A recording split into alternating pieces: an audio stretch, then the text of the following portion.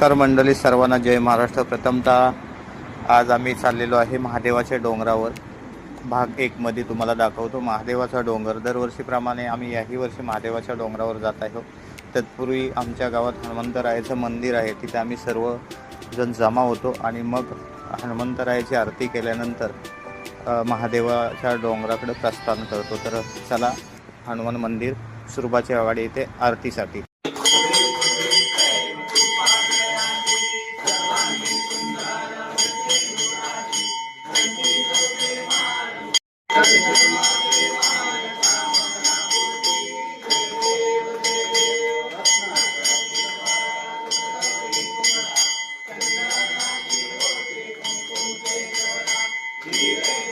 हात जोडून शरणालय तुझ्या समोर नारळाचा पण ठेवलेला आहे। कशासाठी बाप्पा तुला चांगलं माहिती आहे। दरवर्षीप्रमाणे सुरबाची वाडी ग्रामस्थ मंडळ महादेवाचा डोंगर या ठिकाणी दरवर्षी न चुकता जातात। तसे याही वर्षी जातात, पण पहिला मान तुझा, पहिला सन्मान तुझा।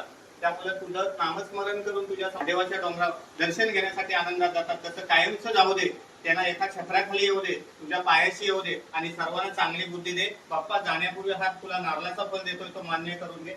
हर हर हर महादेव।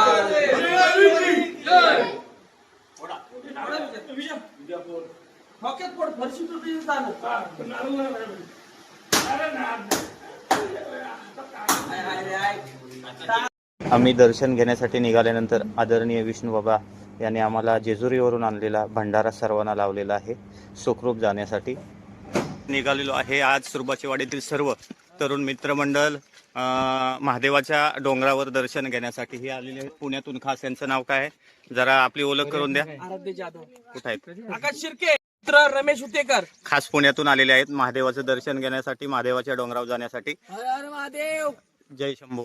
बोला, तुमचं नाव काय? आकाश शिर्के, ते आहेत गावचे स्थानिक। हा कोण? बर, तर आम्ही असं सर्वजण निघालेलो आहे। ही आहे आमची आई, खास आमच्याकडे पाहत आहे। पेरणीचं काम चालू आहे, सध्या शेती लावलेली आहे पूर्णपणे। आणि आहेत नवीन हबप्प कृष्णा महाराज जाधव, खास ते आलेले आहेत टोपीच्या दर्शनासाठी। तर असे आम्ही साधारण 15 ते 16 लोक आम्ही निघालेलो आहे महादेवाच्या डोंगरावर दर्शन घेण्यासाठी।